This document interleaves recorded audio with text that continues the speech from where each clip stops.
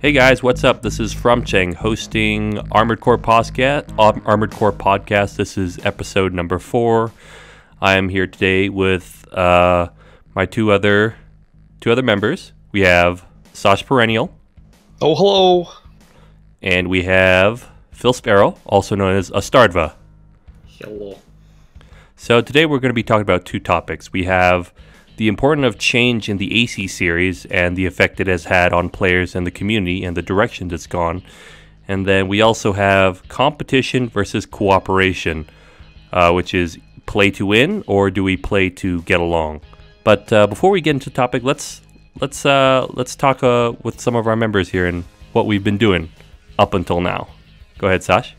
Oh, why are you going to start with me? Basically, been busy with school and work. I've been uploading sort of on and off, but I've had a couple of good JP sessions, but just have not managed to upload them. But extra responsibilities made it tough for me to do Armored Core shit. But I was talking with my teammates the other day, and we were saying that just playing only every weekend is a lot more healthier way to experience the game. That's about all I got. Okay, so, cool. What about you, Astardva? Yeah, well, I was filthy scrub yesterday because you helped me grind out weapons because my JP account is broke. Yeah, I've touched on. I set up JP about a month ago. Sash helped me with that actually because I was a nightmare. But playing it in a little bit, but I've still just been typical retro scrub essentially. Goddamn third gen old fags. I'm so triggered. Yeah, once I can learn to get separated from my sniper attachment issues. Quad potato sniper.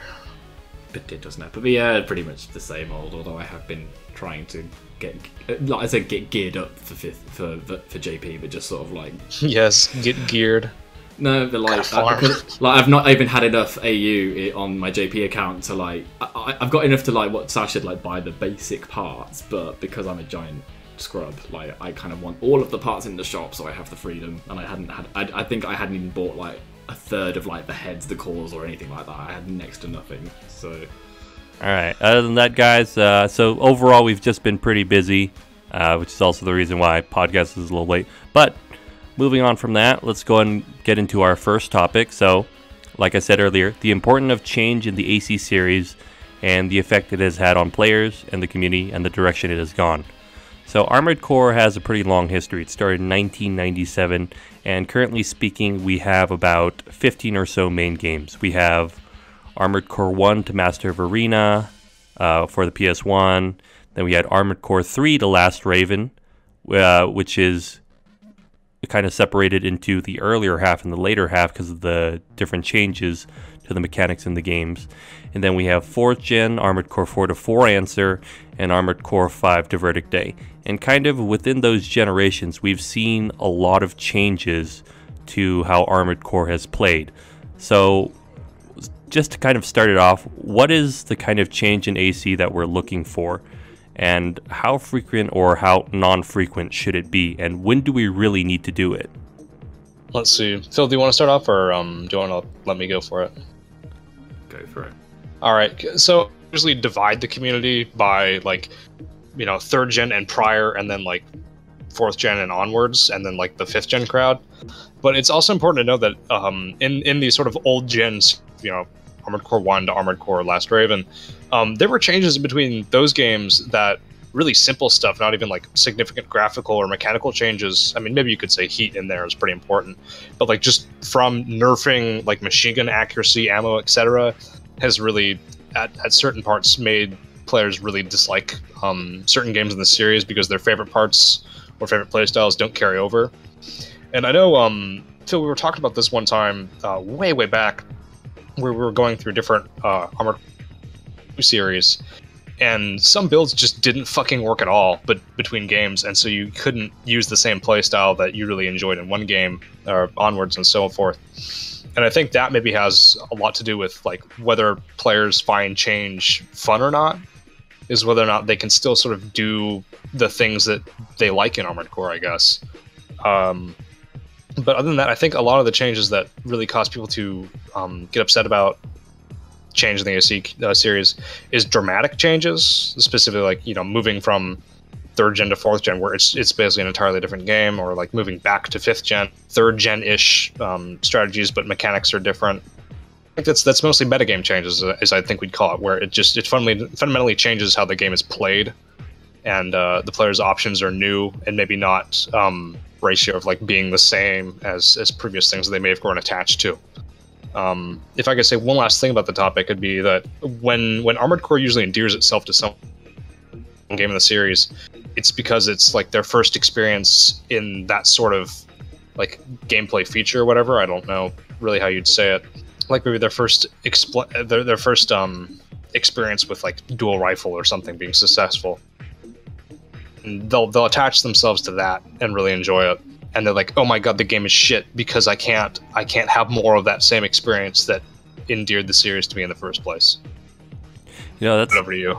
That's an interesting thought, because one thing I've noticed is that when people play Armored Core, they almost always stick to the 1st gen that they play with. So if someone played it like Armored Core 3 or started at 1, they're gonna stick with that area.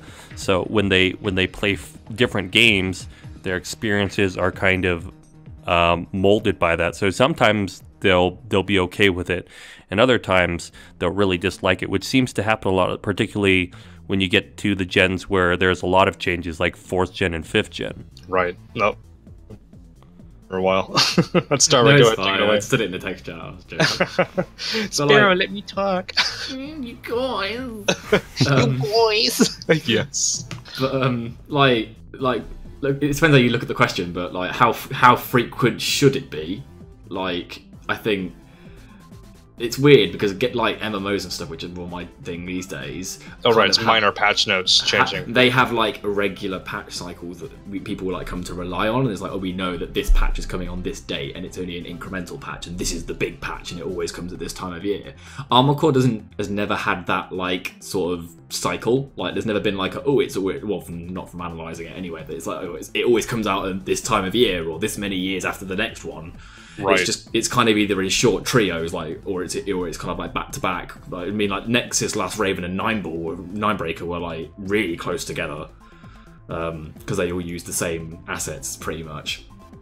But there's no pattern. But I think like the games last quite long, so I don't think the changes need to be very long. I mean, admittedly, the way things are now, we're in a very different situation with the community, but like 5th gen has lasted a long time. If they hadn't have killed Armored Core 5 as early as they did, that game would have lasted a lot longer. Like, we didn't need Verdict Day like that early. That's my controversial thought for the day. But like, so I don't think the changes in Armored Core need to be regular. It's a game that lasts a long time. But in terms of how expansive they should be, that's where it's more difficult, because it's like what Sash was saying, or what you were both saying, like, about how people like the game that they grew up with, and if you dare touch their precious triggers, then like how dare you? But that's kind of like, you're just going to be making the same game over and over again if you don't.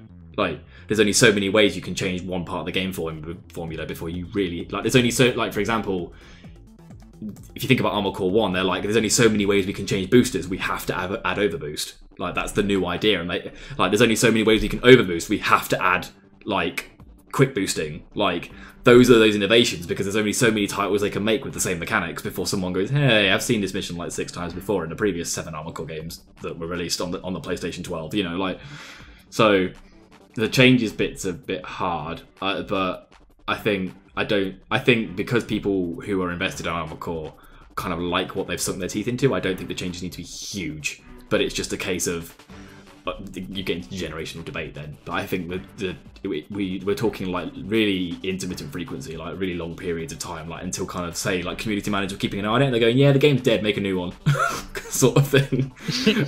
and the changes shouldn't be huge unless there's like no one left that it's like, oh yeah, like there's like 3 people playing the game, like, so fuck it, let's make a new one and hope that we get some new people in, sort of thing. That's my 2 cents on it. See, it's kind of an interesting thing for me, because I think that's also why there was such a big change from Last Raven to For Answer, because you had basically this period from 1997 onward where basically they were releasing a game every year, and I believe in either 2004 2005 They actually broke the record. They released, I think, 3 games in a single year. And with the exception of the generational changes, so the transition to AC1, to AC2, AC3 to the latter half of the 3rd gen of Armored Core, there wasn't a lot of huge changes. And by the time of Last Raven, I think it was clear that there wasn't a strong reason to keep changing it, or maybe it was that there wasn't much that they could change anymore without having a drastic, alteration to the entire game, which is why Last Raven kind of ended up as it did. It's more like accumulation of 3rd gen as a whole. I'm just having a look. We were saying about release dates, and you were saying about how some are released really close together. There's no consistent pattern in terms of years. We go from like 1st gen is over a span of 2 years, but it's like 97 and 99. Armored Core 2 starts a year after Master of Arena releases, so there's that's a complete generation change. But then we go from Armored Core 3. I've counted this in my list of so 3rd gen is a year, and again a year apart from the end of 2nd gen. And then 3rd gen, and I'm going to say Last Raven. So Last Raven's in 2005. We go to Armored Core 4 2006. That's another year. But then 4 answer to 5th gen is 4 years. There's no pattern. In terms of there's a year or 2 years, and then there's 4. Sometimes there's 3. And then Verdict Day came out a year after. The only pattern is that once we've got a completely new iteration, they spit. People are spitting out spin-offs out of their arse until it dies. Essentially, like I was saying, there's only so many ways you can recreate the same thing before they have to do something. So we see Armored Core 3, Silent Line, Nexus, all those, and then they go, we ran out. Let's make Armored Core 4. Right. It's like little expansions on the base game, which is I also think it's intriguing because there wasn't a lot of huge changes overall. Sure, you've got more weapon types and more frame parts, but the changes between each generations were pretty small. So we have, in terms of in comparison to the entire game, so we had 1 to 2, we had overboost and radiators, and then 2 to 3, we had EO. I think that's about it. Left arm weapons, and then from right. Yeah. How radical is that? Yeah. 2 weapons. Who knew, right? Who knew? They were yeah. It's kind of funny because the AC1 game, one version of the cover, the title AC has 2 weapons, but then it's never seen again. Huh. But this isn't taking into account things we'll probably discuss later, like the nuances of each game and how it's handled completely differently. I mean, it's kind of like the thing with 3rd gen, because it's such a huge generation. It's Maybe boost hopping being the way to get around. Yeah. Well, yeah, and it's you could pick up Silent Line, or say Armored Core 3, and then you could play no other game. You could pick up Last Raven, and people would go, oh, it's completely different. But actually, anyone who's played Armored Core 3 could pick up Last Raven and play it, because it handles exactly the same. People are just going to go, huh, neat, that's different. Whereas it's kind of if you give someone Armored Core and go Armored Core 1 and go, hey, play Verdict Day, it's what the fuck is this? That's the level of change people complain about when they compare it in the community. But when you're going, hold on a minute, compare Verdict Day to V, or people take it out of perspective when comparing them. So do we want to move on to what is the kind of change that the series needs and benefits from, and then maybe what are the disadvantages of it? I mean, obvious disadvantages being you make too dramatic of a change, and then most of your player base is I don't want to touch the new stuff. Well, we were kind of the last question was when is change necessary, which I think I sort of touched on, of it seems to be a when they think the game's dead, for the most part. The only one I'd say falls out of that for me, the only one that falls out of that cycle for me is Armored Core V. There was no reason to kill Armored Core 5. It was alive and kicking and everyone loved it. And it was around for a year before it got killed. For basically more parts and less maps. Oh man! So don't bring up the maps. so yeah, wait. The question being when is change necessary? It's more when do we think it's necessary? I'd still go on the lines of when the games are dead. Yes, there should be some sort of regularity, every 2 to 4 years, but that depends on how, in a distant future alternate universe, how long an Armored Core game survives for before people start to drop it. Right. I mean, Verdict Day's held on for 4 years now? We're looking. What about like these in the case of those little like changes that are good, and what are the changes that people don't like that sort of throw that unpredictability aspect in there that makes them maybe not like the games as much? There are like, well, because we're looking with all these little like changes in generation or like a little add-on expansion of sort of drawing in new players, right? Well, third gen does it really well. Like, I don't see it so much. Oh, what does third gen do right, Phil?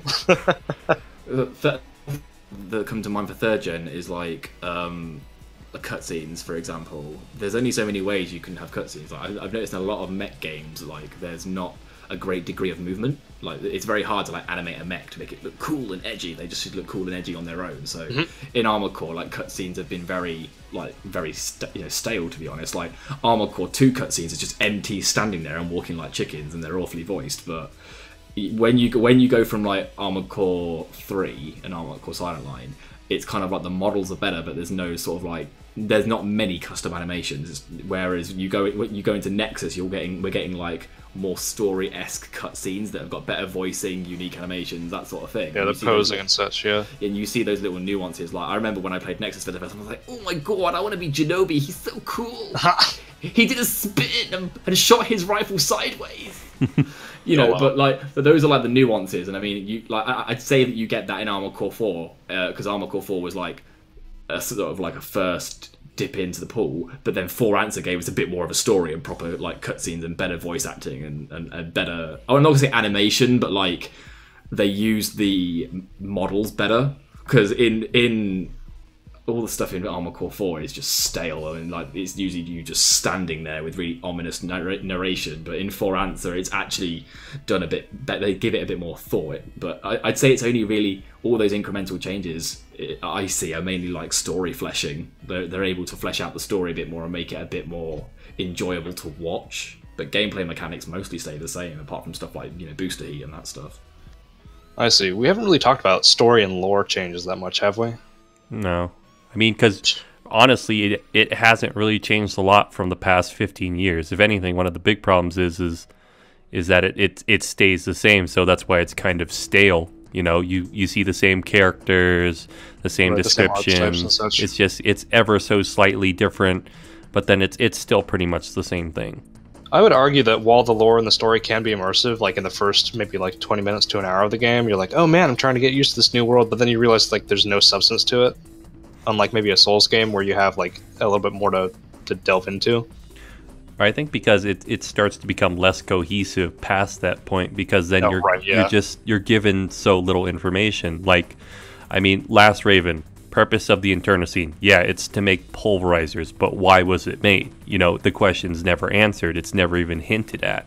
It's just, hey, this thing's making weapons, destroy it. End of story. It's pretty much like Armored Core 3. There is an underground facility to blow it up. That's like the whole third gen. There's a secret thing. It's dangerous. We should stop it. Well, Armored Core 3, there is the controller. Silent Line, there's the controller. Ninebreaker, you've gone to a facility and you're in an arena. Last Raven, there's an underground facility. It's literally the whole thing. It should be like Armored Core anonymous underground entity. Like that's pretty much the whole of. That's gonna be the subtext for the next Armored Core game. Like Armored Core 2 at least. It had a bit more of a story that sort of continued on from Armored Core 1. Like the story. Yeah, what about continuity? There was only really continuity between those two. I mean, there are loads of like Buster TBM did a theory video recently about his idea of Armored Core, like the Armored Core lore, and it all connecting together. But it's like fucking making sense of Kingdom Hearts, like. Unfortunately. So I guess I think that's about as extensive we can get on that. Yeah, I mean, I guess another question to ask is what could be done to kind of make it interesting and less stale. You mean between different changes, like between the games and such? Well, I mean, because it's kind of the same. It's kind of the same throughout from game to game. But what would make it more immersive or interesting for the player to care about? I think if we talk about where we are now rather than because the thing is easy when you talk about this stuff you to think of it just as Armored Core and we could use this mechanic or we should make an Armored Core Pokemon Go, like, but it should be if we think about like we're now in the like you buy the game and then you get the DLC later and buy the season pass. Like I do think Armored Core would benefit from that. Really? Not necessarily like the season pass bullshit. I mean, I'm awfully leery of that idea, but go ahead. But Armored Core would, if you think about how many parts are in Armored Core, the customization, that's the whole point of it. And like in MMOs, you get gear, and new gear comes out every new patch. Yeah, I look at that from like the metagame perspective, where and, like an Armored Core you only get you get the DLC so that you get the new best gear because there's fucking power creep. But Armored Core could have like new parts every meta. Whether this is Armored Core, you just be buying new games just to get like you'd be playing the same game. No, not even new games. Like okay. I know we're saying about like what do we need to keep it fresh between games, but this could we be having patches instead of games? Like Verdict Day could have been a fucking patch. Verdict Day could have been patches, like or like a rework or overhaul or some shit. Yeah, like because they might have updated the engine slightly, but the game is basically the same thing, just with different stats and maps and story. Like they could have put it in as a patch or as an expansion, that kind of thing, and off the base game. So I think Armored Core would benefit from a patch cycle because can you imagine like every 6 months they drop some new parts? Yeah, like but this begs the question of developer support, which I don't think we've ever really had for more than a month past release. No, but I think that's what the game needs because. I think that's undisputable. Yeah, developer support. But yeah, I think some sort of patch cycle where it's kind of it's always disrupting the flow. Like, okay, yeah.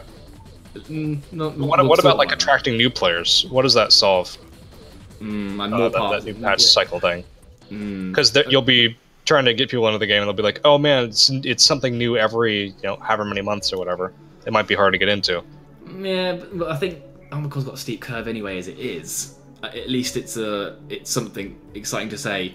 Okay, yeah, because a new person will come in and you'll say, "Oh yeah, just use these parts. They've been the best for like 2 years." Like, okay, right. We already do that though. But instead it's like, okay, like this is the good part for now, but we're getting a patch in like a month's time, and there'll be these new parts. So like, watch out for it. It's gonna be pretty cool. Like at least, or there's gonna be like these new maps where you can't really use tanks or something like like it gives you something to hold on to. Like on Final Fantasy right now, we're waiting for a new patch because everyone's bored shitless, and we saw something today. But we saw like we got a live letter today telling us all the new stuff for the patch, and everyone's going, "Oh my god, it's the best stuff ever!" And it is, but it's exactly the same as every other fucking patch we've had. But because it's new and slightly varied, we're all psyched for it. The same with Armored Core. It's like, okay, we've noticed everyone's using this weapon for this season. We're going to give you a slightly modified Kurosawa that everyone's now going to use for the next season. Everyone gets really fucking hyped, even though it's just a Kurosawa. But that seems kind of shallow to me still. Although, if I could fire a question at you and Cheng, when we're talking about like new player, I would argue that towards the end we had Blast Raven that had kind of a steeper learning curve where you really just had to get good at the game to progress. Get good Dark Souls. But what about the generational shift there into 4th gen where a lot easier for new players to get into, and maybe for players that maybe were more, I don't want to, but I mean just like anybody could pick up the game and play it without really having to understand the mechanics fully. What are your opinions on that sort of change? See, that's personally one of the things I don't like about 4th gen is when there was that transition over from the last Raven era, is that there were things that it simplified that needed to be simplified. Control scheme was one, and kind of how the game played, but there were things that it shouldn't have changed, which turned out to be really bad for us. So one thing was the difficulty and the ease of which it is to master the mechanics of the game. Learning it should be easy. There should be a very simple barrier to entry for that. You should be able to pretty easily know how to, boost, use your weapons, so on and so forth. But mastering them when it comes to Armored Core and kind of where the difficulty of the game comes from, it should be difficult to master them, and that wasn't really there for 4 Answer or 4. I mean, over the years, I've never heard someone say, "Oh, I'm bad at 4 or 4 Answer." They always think they're amazing at the top of the world because that's the way that the game kind of hands it to you. You're this badass killing machine. You can move basically at the speed of light, and there's nothing really that can stop you. That's a good point about it. You've never heard anybody say they're bad at 4 Answer. Yeah.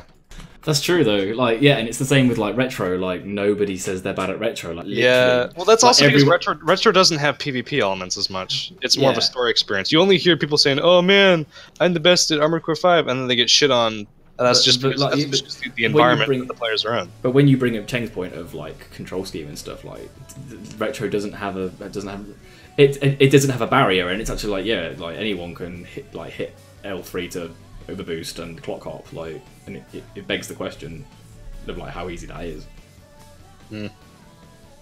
So I guess that sort of depends on like whether you're introducing meaningful mechanics and like actual optimizations, or just dumbing down the game. Yeah, exactly. Dumbing down, simplifying, so on and so forth. So that actually brings I think there's a difference between making things like stupidly easy to use and actually lowering like the skill ceiling and this, or like the skill floor, etc., or actually making like refined changes where it's easier for people to get into the game, but it's also rewarding for skill.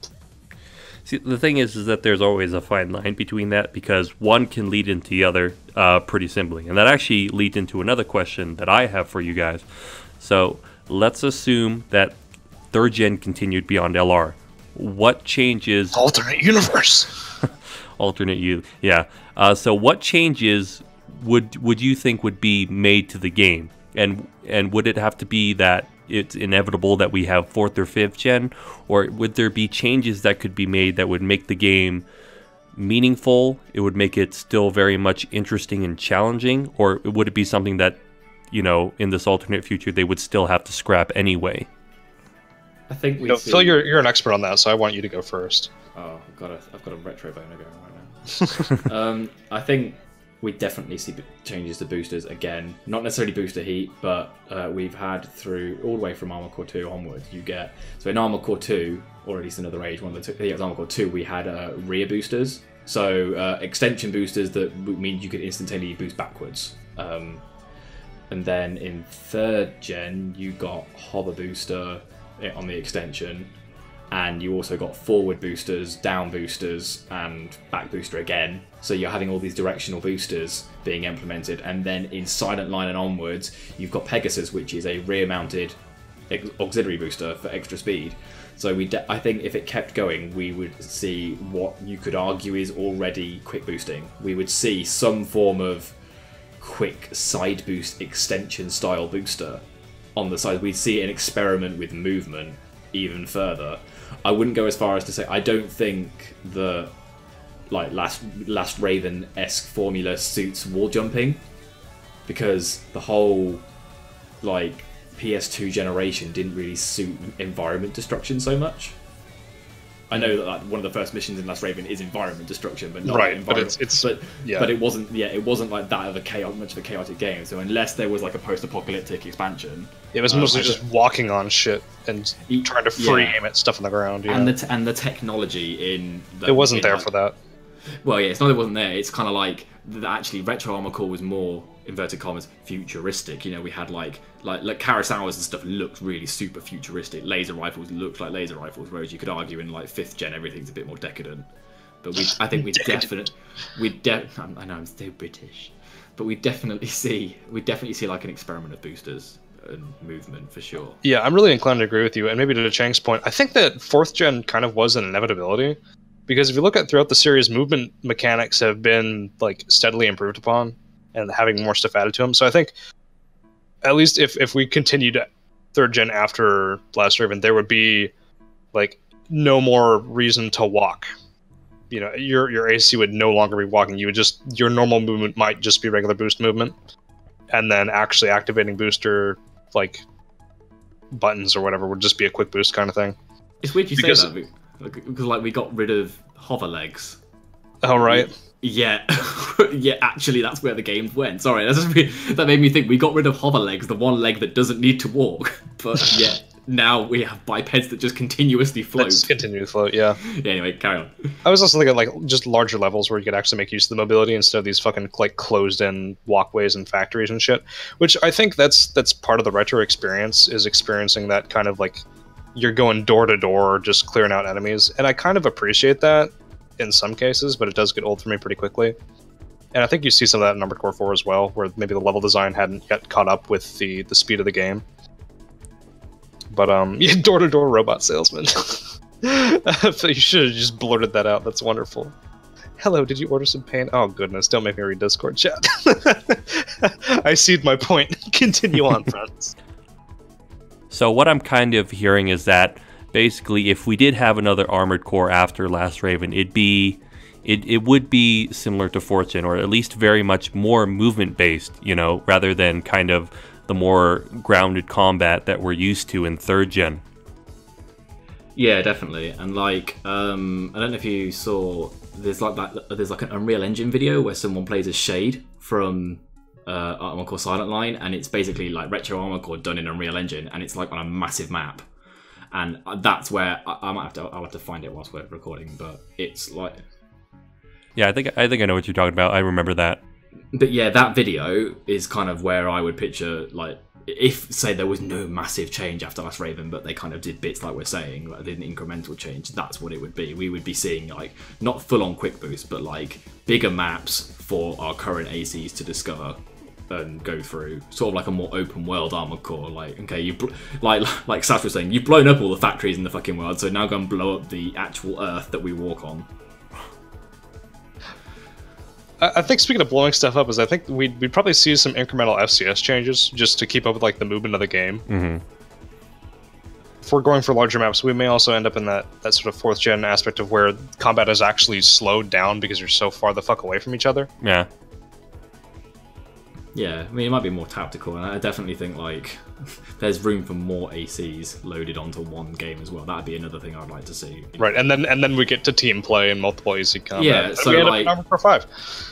Yeah, so it's kind of like if they carried on the PS2 one, we wouldn't be seeing, like, we wouldn't see Armored Core 5, but we would see elements of everything that would actually work that all actually would work, you know. And I'm thinking like the Verdict Day AI storyline works. Oh yeah, with Unax, I think that could probably that would work perfectly with the mysterious underground AI destroying everything lore of Retro. Like, all that stuff would work. So yeah, basically, I think the TLDR is Armored Core Last Raven could have continued on and just stolen the story from 4 and VD, essentially. Well, all right.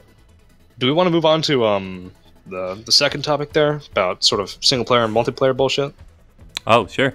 Why not? Why not? All right, so yeah, I guess I'll hand that over to you, Cheng. all right, so second topic we have is competition versus cooperation. Do we play to win or play to get along? And this kind of plays into single player versus multiplayer as well, because you know, we've had a lot of different perspectives over the years of how gameplay is supposed to be. In the past, it's mainly just single player and we just play by ourselves, and maybe some couch multiplayer.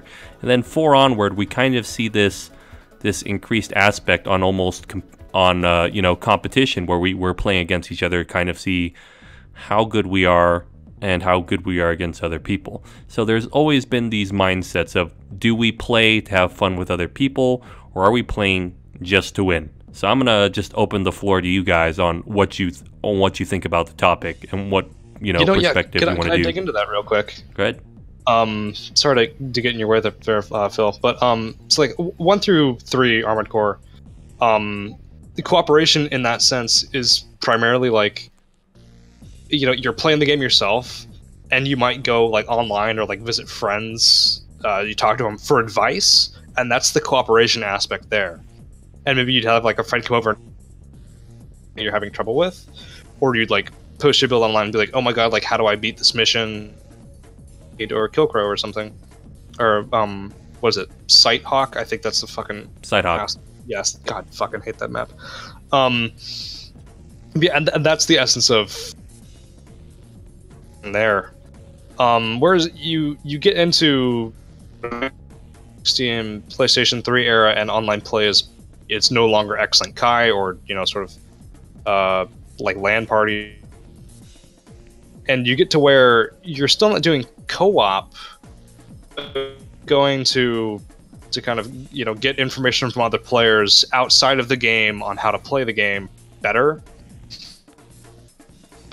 not to bring up Dark Souls too much, but that's what the original Dark Souls does pretty well, and maybe Demon Souls as well, honestly, with the message system, where you incorporate out of game knowledge of that other players have into the game itself through those like sort of tips and shit, like, oh, you know, jump off here for a secret, and you're like, oh man, now I don't have to go online for that.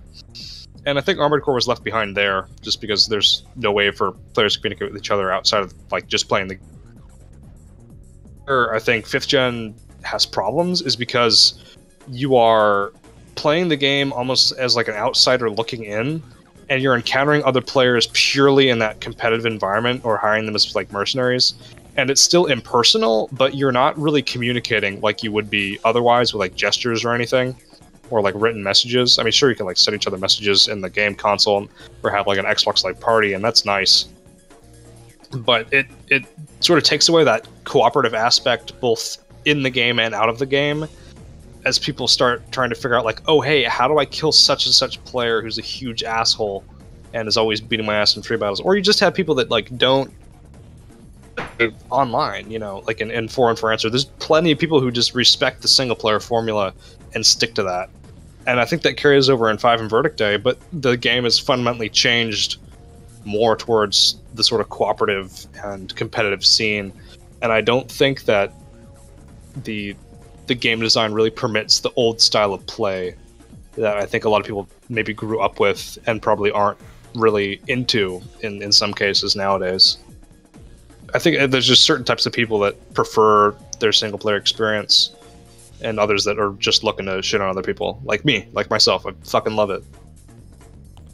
So would you say when you're playing with other people that do you play kind of more for shits and giggles, or is it, you know, you're gonna pound them into the ground overall? I mean, I think there's a time and place for each. Like if it's, you know, because I think what co-op where like you know, somebody's house or some shit, and you're playing like Halo or whatever, and you're split screen co-op, and you're like, oh man, this is how you got to beat this mission or some shit, and you're playing on like harder difficulties, just something. Armored Core doesn't really have a kind of dynamic sandbox in missions in like the later games, especially like in For Answer and 5 and Verdict Day. You go into that mission and it says you're killing this thing. This is what you're going to expect. You're not going to be like, oh man, suddenly like fucking what's his name? Suddenly Stasis is actually going to be, you know, using a totally different attack pattern on you instead of, you know, whatever during like the White Glint like co-op fight phases. There's not a whole lot of difference. So literally it's like one trick beats everything, instead of like you actually having to sort of react to what your opponents are doing in the story. Any of the missions is the enemies are always going to be in the same spots pretty much. Like if you fail once or twice, you may go online for help or something. But once you know the strategy for beating the mission, you don't have to like really worry about it, because the enemies aren't actually going to change the way that they attack you. Like MTs are just going to sort of walk at you and fire, and don't actually present that much of a challenge once you really understand them. Whereas you have enemies in other like sort of more cooperative focused games that, you know, maybe they don't spawn in the same locations all the time, or maybe they have different like AI scripting that reacts to how you play. Whereas in Armored Core games in single player, there's usually just like, oh, equip blades and, you know, press blade button and win game. Dual rifles and clear story immediately in like 5th gen, you know? Need for actually cooperating. Where you have these sort of people that are like almost shut into single player as they're just sort of exploring it themselves. Like for me in 5, that was definitely me for the first part of the game. Is I was like, man, this story is really immersive. I enjoy it, etc. And I'd bring them friends, and we'd sort of co-op it. Oh man, we're on the same team. But then we went into the team aspect of it, and I lost a whole bunch of like players on my team because they were like, yeah, we just can't fucking compete, or we just enjoy like mostly just the sort of exploration aspect of the story. But because I want to say like Armored Core stories don't have a whole variety in the missions that you experience. Like if you play, you know, in 5 like 3 different times, it's going to be the same. It's going to change about it. It's going to make it interesting. The enemies aren't going to react any differently to you. You can just use the same strategy each time and it'll work. And so that takes away a lot of the replay value. And you couple that with like a like substantive, if you think like you can't go hunting around and find like lore bits or something. And there's no really other, like, there's no higher difficulties to challenge yourself, which of course we later get that hardcore mode in Verdict Day, but I think that's kind of half-assed. And yeah, and that sort of single player experience, because you're not actually interested in like cooperating with each other. Need to, outside of just using like specific parts or a specific strategy, and that works for like the entirety of the game. And that's where you get people who try to apply single player strategies to multiplayer, and it just doesn't work, if you catch my drift. Yeah, the game, the TLDR, like what I was going to say was like the game doesn't reward you it like for any form of cooperation apart from winning, which in turn is just rewarding individuals. Really, it's like, okay, your team won because you were good, not because your team were good, because you were good, your team won. Like, because like from first gen, all of retro essentially rewards independent playing, exploring, going through. Oh, definitely. I think there's tons of value to that. It's just that it doesn't translate into the more modern games. Well, I think that's just fundamentally because we're in like. I mean, it transfers really well into 4th gen on reflection, because 4th gen rewards you with FRS points, like out of the balls, and you need FRS points to actually, like, I like that about 4th gen. FRS is like basically like if you don't have tuning points, but like it rewards you by going, you can make even higher ability armored cores if you play the game even better and push yourself to the limits. It's not up intensified, so it's like, do you know what FRS is? I can briefly explain it. No, I think we all know what FRS memory is. Like, so it's kind of like you're rewarded in 4 answers by that way. Like, Verdict Day's version of that is... Oh, like, yeah, the parts and the ranking system, which I like how 5th Gen brings back that thing where you can sort of scavenge and find parts. But you could... Well, it's like retrofit parts, which you get anyway. Like, it's like, I'd say that's not really a reward. Because you don't go out of your way to get them. You're going to get them all no matter what you... Yeah, because that's a reward that actually makes you want to play independently. I would argue that, like, scavenging and things like that don't actually reward independent play. Like, because when I say reward, it's like, oh gee, I wanna do that, because otherwise I wouldn't. Like, because like I'm definitely gonna go and do that mission because I know there's a hidden part. Whereas like on Verdict Day, it's like I just want to fucking grind to the end of it so I can play online. Like, because all I need is a high rank, you know. So I think, you know, people have interpreted the games they were meant to be interpreted. Like, so all of anything up to 5th gen is essentially like individual play. Although 4th gen was the start of online sort of, you know, the online play and people making factions and all that sort of stuff. But Verdict Day is entirely made for online play. There's yeah, and that's just a change in design philosophy as well. Yeah, it's a complete change. It was intended to, so it's fair enough. But like, again, when we're talking about like the first topic, when it's to do with how much change can people cope with and like what's needed, Verdict Day didn't only change the entire game; it actually changed Armored Core fundamentally. But I still love like 5th gen. I'm not going to start assuming people's generation and stuff. How dare you assume my generational preference? You know, I still love Verdict Day, but when you analyse it from this point of view, it was a radical shift. It's like, for people who are used to playing on their own, being rewarded all the time with, have another shiny part because you did the mission really well. Right. It's like, you were such a good boy, you did so well, you could have another shotgun that's a different colour and fires more bullets, whereas Verdict Day is like, fucking get a grip and go online. Yeah, like, literally. Yeah, no, I think definitely to your point, like, I think when we transition from 4 to Verdict Day, because you could play online in 4 casually, right? Because it was just on you whether or not you succeeded or failed.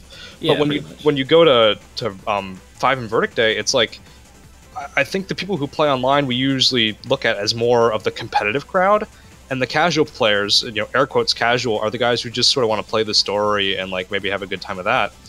And I think it depends on just what the person themselves views as fun. Like, do they want to show their skill to other players, or do they just want to sort of experience the story and then move on to another game? And yeah, and that'd be... I was definitely one of the players where I was like, oh, where are my shiny new parts? Like, I saw that guy using that cool part, and why can't I have it? Whereas Verdict Day is like, you've got the fucking parts, do the cool shit yourself. Like, if you want the cool stuff in this game, you have to go and get good online. Like literally, like if you want to be as good as that guy and enjoy the game as much as he is, go and play the game as good as him. Yeah. Whereas like in Retro, it's like, do you want to play the game as good as them? We'll go and do those 3 missions, explore a little bit, get an S rank, and yeah, you can have those cool parts too. It was like much easier to enjoy the game like everyone else. I think that's a really good insight, actually. You have there. Yeah, it's like I could be watching, I've been, if I watched like over the last year, watching some people's playthroughs, I'm going, how the fuck have they got that part? Like I'm still this far into Armored Core and I haven't got some part, like off my own back, unless I copy someone's save.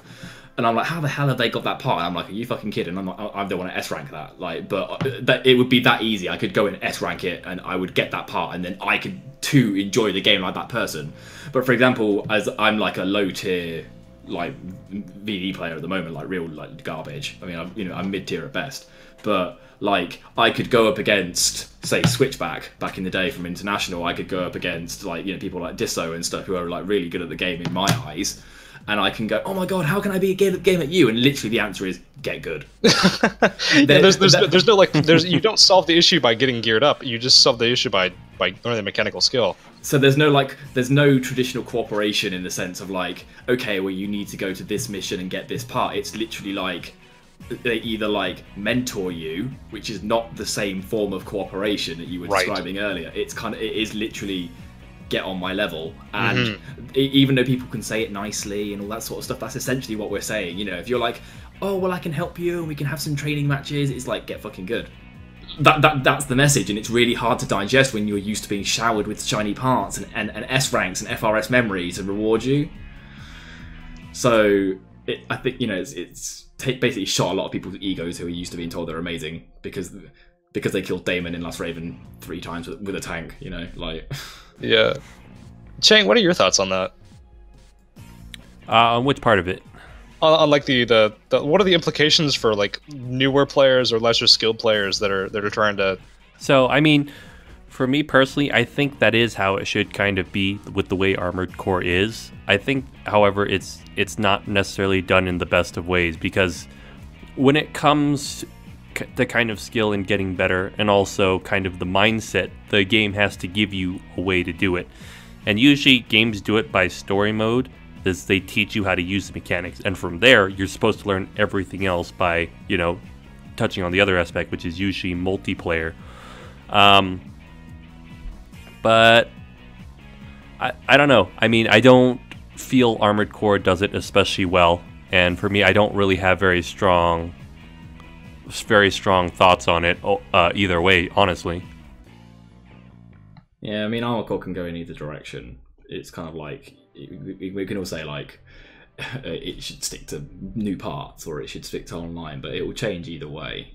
But like another thing to like think about, let's like moving on from that, because it's like a good point, but is like, as much as either side of the fence in Retro and more modern Armored Core, like high level play is something that's in like internally like in your heart, like it's entertaining to you. So like I could do the most sick like drift turn in Armored Core 3, like using all of my boosters and being super badass, and then kill someone with a parry blade, and that's just as good. That feels just as good and badass as winning in Verdict Day. Whether it's a team or one-on-one, it's the same value. It's just it's got a different skin on it, and you're like, oh, now it looks like garbage. I don't like it. Like I don't like winning anymore because it looks like shit. Like this is essentially what people. But it's because it's different. It's because it's hard to. But actually, well, it's harder to because you're against actual people. Yeah, and again, you've not got all the encouragement of new parts and S ranks and things backing you up like you did before. Well, I think actually, if I could interrupt you here, I think a lot of it is just like player progression throughout the games. Is that if you're a single player, the story sort of slowly like ramps up in difficult for like certain encounters and different things that happen to you, but there's not really like a guide for how to play it in multiplayer, because you're gonna be thrown into the deep end immediately with players who've been etc.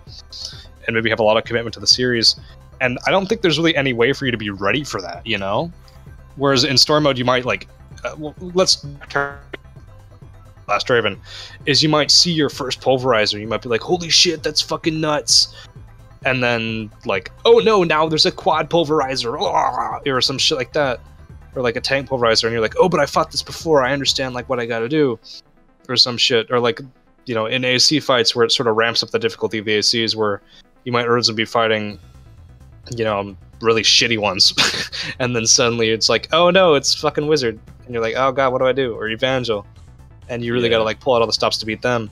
Whereas there's nothing to prepare you for multiplayer, like, you know, that whole joke, like, oh man, online interactions not rated by the USRB or whatever, or PEGI 12, whatever the fuck it is in your country. Yeah, but like kind of like, I was just checking a topic title to try and bring it back, but like, I think playing to win or playing to get along, I think if you think about how, if we take it that people playing Verdict Day now are people that have played other Armored Core games, if you take it from that model, like, people play to win because in Retro you play to win, to beat the mission, to beat the pulverizer, to get the parts. You play to win, to like, you are the Raven, you are the protagonist, and also you feel the most badass when you've got your Armored Core and all that jazz. So it's kind of the same in more modern games where you want to make the most optimal build to win, and it's satisfying when you win with something that you've built. And it's even more satisfying because it's against other people. It's still the same mindset. You're just against people instead of a game. Like, because realistically, you're playing against an entire game and its story and its arena and stuff. Whereas for like For Answer and Verdict Day, you're playing against other people. That's literally like it. But it's the same thing. It's exactly the same thing. They've just basically gone, you know what? We don't have to produce as much content. Just let them fight each other. It's just that's a lot more harder, but I think everyone plays to win. But then the only time that there's teamwork is when everybody's game is being threatened, because you have to, it's like, okay, you're in a team match now, so your individual desire to win is being threatened. So you have to work together. And even in that sense, people have to build the best Armored Core they can. Like, there's no, it's kind of like, you know, the three of us could be on a team against someone else, and automatically we're going, who's going to be the stacked quad, who's going to be the sniper, who's going to be, you know, we're discussing that, yes, because we're working as a team, but we all, at some level, feel a threat to, it's a communal desire to win that's sort of channeled at the enemy team. Yeah, but it's not communal in the sense of, oh, come on guys, we can win together, it's teamwork, yeah, we're a team. Right, it's like, right. It's that single player essence that's, oh, I want to beat this game. It's kind of like, I want to beat this game, so I have to beat the enemy team, or whatever. But it's kind of like, as well, the way I picture the online meta, for example, I'll just take you, I don't know your online history, but if I say, it's kind of like, oh, I'm Sash and I won this tournament, and man, I beat these 3 people last week, I can't afford to lose in this team, because that'll make me look like shit when I'm blatantly better than this. There is that level of threat, you know. Yeah. Like, and that's the sort of ego thing that we actually see a lot, that develops as a you know, creation of that. The single player aspect of the game, because it makes you feel like a badass. You're doing a bunch of shit and you're getting better. You can feel your progression going, and that's threatened in the multiplayer environment where you have to defend that, you know, from other players. Yeah, and for people who are like skilled, it turns into, like, we've got here the 3 types of interesting play. Like the pure high level play where people really want to push themselves, but it turns into a lot of the people who are goofing off because they are so good. They enjoy all forms of play because it's not stressful for them. Right. So they don't even need teamwork because they can just play the game and it's all fucking hilarious. So just because they're so good, it's like, okay, I'm just gonna like goof off and boost around because I'm still gonna win regardless. So that affects everyone else's play, but because that one person's so good, they don't give a shit. Not in a mean way, just because they're having fun. Yeah. And that kind of goes into people who experiment and stuff as well. It kind of goes for goofing off. It's like, I'm so good at this, I'm so confident I'm going to win, I don't feel any threat to my own individual need to win, that I'm not going to help my team in the way that I should be. Like, there won't be that pre-match, let's talk about what builds we should be taking. It's just, I'm going to take a fucking Kumo and you're going to like it. Right. Because, you know, I'm just going to take a sniper cannon biped because I'm good with it. You guys, yeah, because I can play the game, right? It's like you guys can compensate. It's like in Final Fantasy, people would be like, okay, we need a tank, a healer, this, that, and the other, and it's like, fuck it, I'm taking 4 monks and 2 tanks, and you can deal then and heal through it. It's like, okay, we're not that good, like but that's when people start to goof off because they think they are that good. So. Right. I remember like my first Armored Core 5 experience in Free Battle was like, we were all sitting there like chatting, like, oh, how are we gonna beat the enemy team? And our team just goes, guys, it's Free Battle. What are we doing trying to have a briefing right now? Just ready up, you know? Yeah. Like, he's like, we don't actually have to try that hard. This is not Conquest. Just have a good time, you know. Well, that's and pretty we're all much sitting it. there like, oh, we have to win. What are we gonna do? But then that would be like even in like the best times of say. If I go out to Armored Core 5, because I knew the international bit better back then, it would be like whatever team I was on, the Mechaverse teams back then, and versus like Tyrants, who were really, really good, sort of, and it'd be like the two sides of the fence would be sort of like Mechaverse room briefing. We're doing Conquest, and we'd be sitting there going, okay, who's going to do this, who's going to do that, really trying to work together and like put out points. And Tyrants would just be sitting there going, fuck it, we'll all take piles or we'll take whatever we like because we're good enough. Like both sides of the fence are playing the same game. But ultimately everyone is individually motivated. There is no team like, gee golly, we can do this as a team and we all love each other. It's literally just like, I want to win because it's my fucking game. Like, yeah, that kind of reminds me of like the Horde mentality versus the Alliance mentality in PvP, where you have like the Horde team is around there, and like in World of Warcraft, they got their different squads and like team speak and bullshit and different servers, and they're all coordinating with like captains and lieutenants, drawing on maps, and then you see the Alliance team and they're all just hopping up, all individual, just in IRC chat, just jumping up and down in front of the gate, waiting for it to open so they can all rush out there. You know, no fucking cohesion whatsoever. Yeah. Well, anything to add, Cheng, on that one? Yeah, sorry to sidetrack. No, I think that's a pretty good discussion on the part. Personally, like I said, not too strong feeling either way. I understand both aspects of it. But was that anything else you wanted to add to the topic? Because I think we're about ready to wrap it up. Well, we could talk about high-level single speedrunning or challenge runs, which, I mean, content to watch just because like the level of optimization, mechanical skill you require to actually play like that. But against players, you maybe don't find it very impressive because it's just fighting the AI. The thing is, there's not like Armored Core speedrunning relies on like a lot of RNG and just like sort of like the most optimal build that can plow through the game the quickest. It's like I can't remember who said it, but I think one of us said earlier, like, oh yeah, you said earlier about how like stasis only has one mode and there's like a one way to win everything. Yeah, once you understand how to beat that, then you win. Speedrunning is essentially get the best way to beat everything and beat it as fast as you can. Like there's no sort of like proper like speedrunning like tool assisted stuff where you can glitch through walls and all that sort of stuff. Like it's not really proper in that sense. But yeah, I think Cheng just put at the bottom of the notes here. Probably me, I don't know. I can't remember. But it's just like the games are really like hard to enjoy. Like when you pick it when you pick the game up off the shelf, it's not one of those games like you can pick up Ratchet and Clank and go, oh, this is cute. It's like Armored Core is not easy to enjoy off the shelf. You have to spend time investing in it. Definitely. And that's kind of the difficulty of what we've discussed. Is a lot of this game is focused on the individual finding joy in it, like, and really working at it. Whereas again, if I go back to like Ratchet and Clank, it could be that like your 12 friends bought Ratchet and Clank at the weekend, so you're communally enjoying it together as a team, because like you said, you might go over to your friend's house and show them how to do that mission, or like read a guide. Like, whereas Armored Core is very much like you're slogging around on your own, whether it's online or you're even on your own when you're in a team play match for the most part, because you're individually responsible for yourself. Like, right. So the ceiling's quite high, and there isn't a lot of native support unless you are literally like stuck to a microphone at all times with like someone helping you, like literally kind of really being helpful all the time, 24/7. A bit like if you've got like a Mega Man NPC, an NPC going Mega Man, yeah. You need to press A to jump and beat it. Like if you've not got someone in your ear doing that, these games are ridiculously hard to enjoy the way that, not that they're designed to be, but the way that people seem to enjoy them. And when someone comes in expecting sunshine and rainbows, it's like, yeah, it's like, get good scrub, you were destroyed at the end. Yeah, and you can say it in the most eloquent way possible and be like, oh dear, you need to get a little bit better before you can. Yeah. But I'm sure you'll be able to do your best if you try really hard. And you'll be a wonderful potato someday. Yeah. Expertly cultivated, well seasoned, perfectly cut. But it's just like, no one will listen to that, because it's like, no, why aren't you giving it to me? All the other games give it to me. Right. So it's satisfaction. Or it's like why won't you give me like a hint or an AI that does it for me? Like, or why can't I have a better part? And it's like you've already got them. Like the game doesn't reward you, like I said earlier. So like the game is very much focused on the individual, like being the expert. Mostly rewards build knowledge and like mechanical skill, as opposed to like I mean, if we're talking about 5th gen, where you go to 4th gen, it really doesn't matter like how your next is built, you know.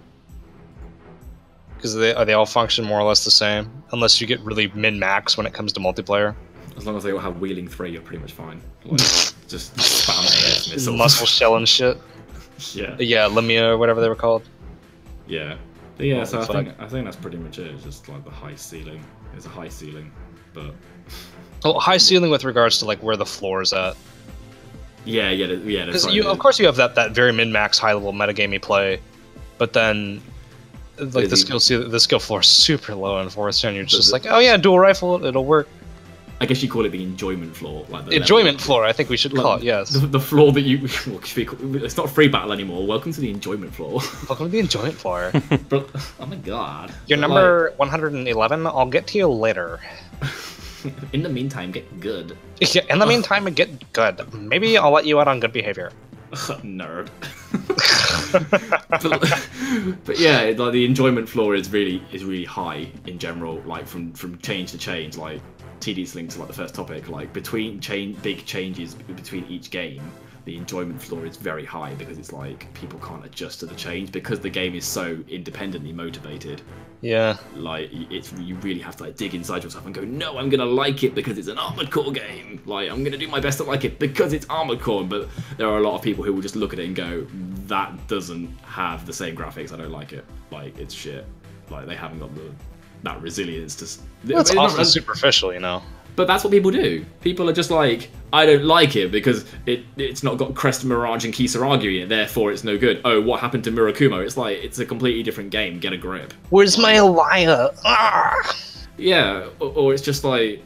These ACs look too military. I want Gundam in my Armored Core.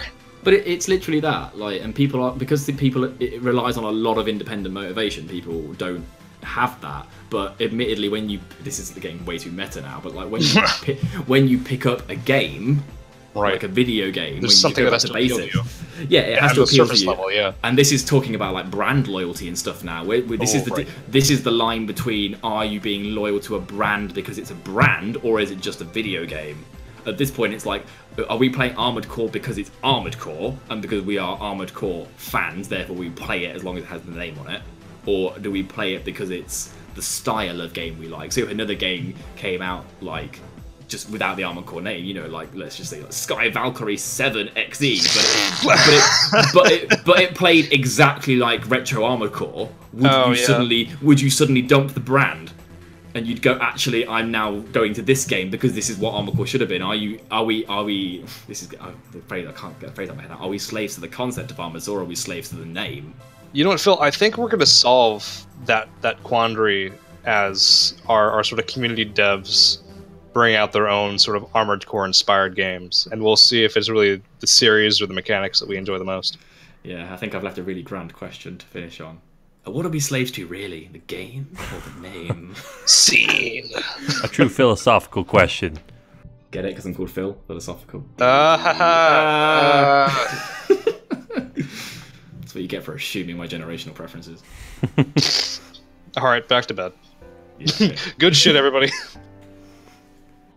All right, so I think we covered everything about this topic and a little bit more while we were at it.